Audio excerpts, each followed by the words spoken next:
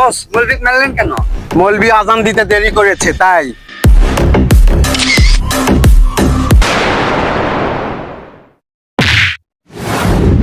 বস একে মারলেন কি জন্য?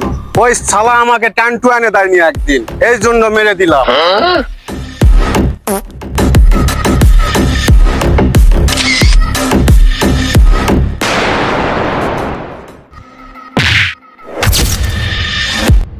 বস আমার কি দোষ ছিল? তোর এত বড় সাহস, তুই আমার সামনে পাতিস?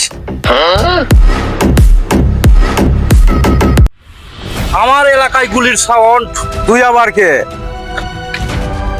এই পিস্তল দিয়ে সবকিছু করা যায় না, ছেলের উপরও সোয়াশের থাকে।